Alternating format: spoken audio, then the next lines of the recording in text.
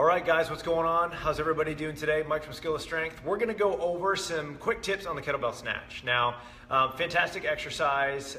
If you know people that train with kettlebells, this is sort of the biggie, right? Everyone wants to snatch a kettlebell. We actually use the snatch test for certification within the SFG curriculum with StrongFirst. So, I mean, the snatch is an amazing lift when done correctly, but like anything, right? We need to make sure that we're doing our best to dial it in and improve on your performance in general and just clean things up. So I'm gonna actually bring one of our trainers in to do a quick and dirty assessment just for shoulder mobility, okay? So this is our buddy Kevin. Kev, I'm gonna have you so we can get you on camera, lay flat on your back. Head, yeah, that's perfect.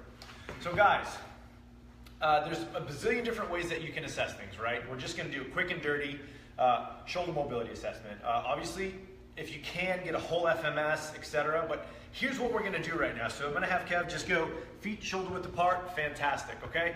Next thing we're gonna have him do is we're just gonna establish lumbar positioning and pelvic positioning, okay? So we don't wanna do like a big posterior pelvic tilt here like a dead bug. The goal is not to make this an ab drill.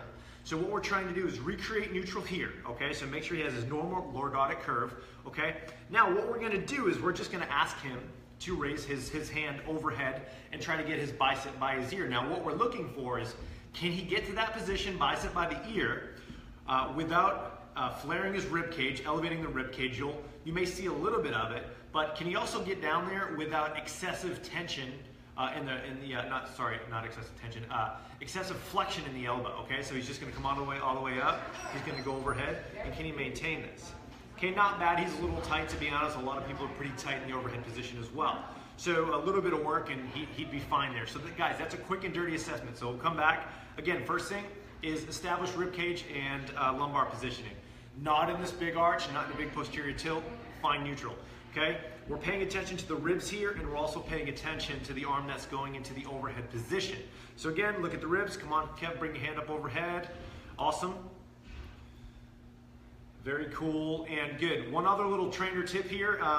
When you are working with anybody, doing assessments, and you do put your hands on someone, just please ask permission and let them know what's going on. You don't want to just grab someone. Okay, so I'm going to take this other hand, move it out of the way. Another quick and dirty assessment you can do, you can take your hand and place it in the curvature of their lumbar spine. So what we can see is, one, what's going on with the rib cage on the top side, and are we going into any excessive lordotic curve on the bottom side, okay? So I'm gonna have Kevin do the exact same thing again, but I'm just trying to get a little bit more feedback. So Kevin, can I put my hand underneath your low back? Awesome, so I'm gonna slide underneath.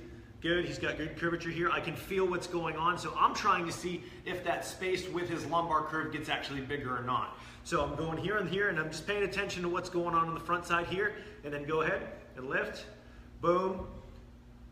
He starts to elevate a little bit in the ribs, but it's not terrible. One of the big things that we're looking for here, guys, is that really, really big excessive lordosis and excessive elevation of the rib cage. So here's what I want you to do. As you go overhead, just kind of exaggerate, bring your ribs up and arch your back, okay?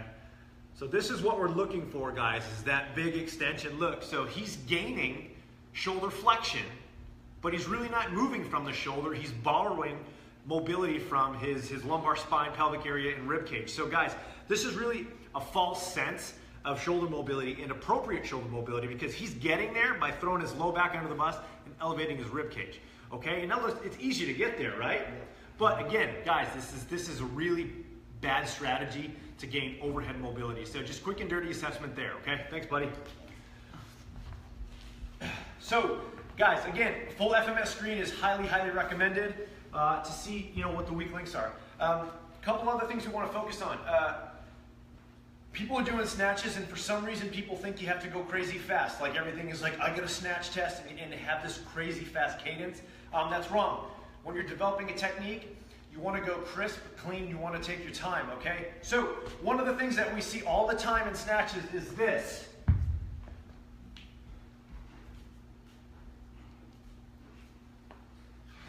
Okay? The problem with that, well, there's a lot of problems with that.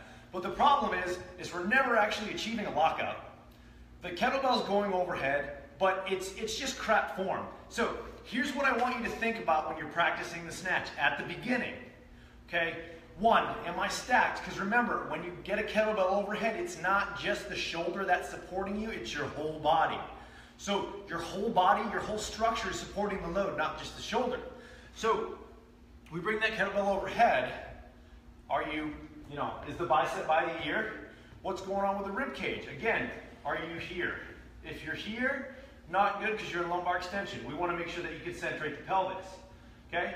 Once you snatch, I like to do a little march. My favorite thing to do, snatch, march, march, regain position, drop, pop,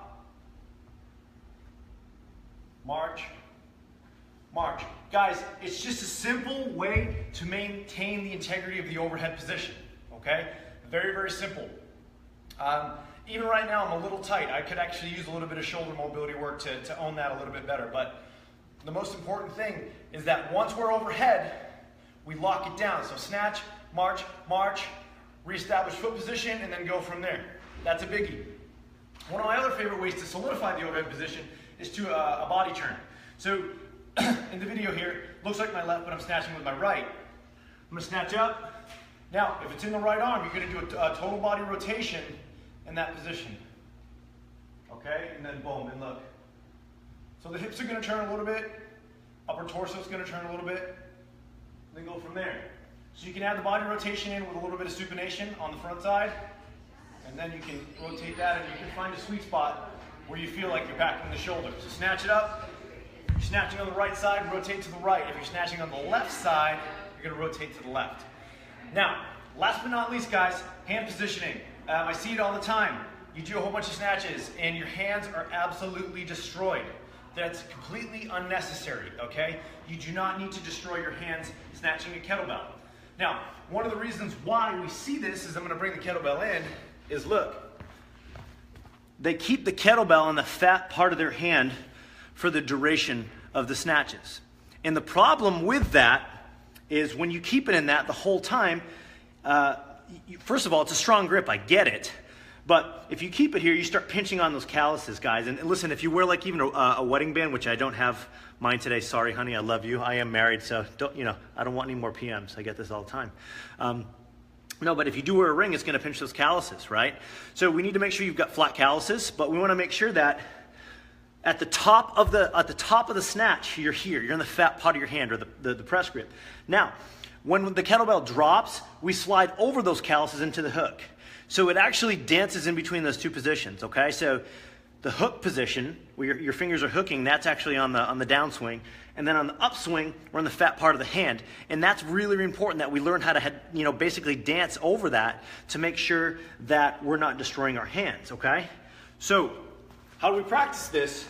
You can practice it from the drop clean position. So look, I'm in the fat part of my hand.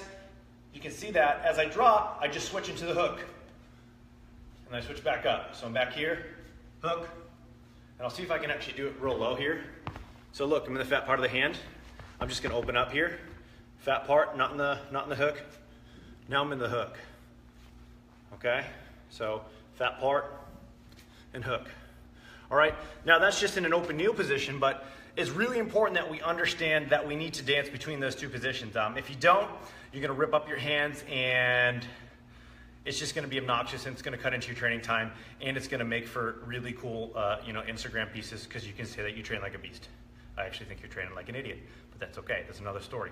But anyways, guys, hey, listen, hopefully these tips helped out. Enjoy your day, enjoy the weather. It's gonna be like 65 here in Boston tomorrow, so I'm pretty excited about that. But guys, if you got something out of this, do me a big favor, share away, and we'll talk to you soon.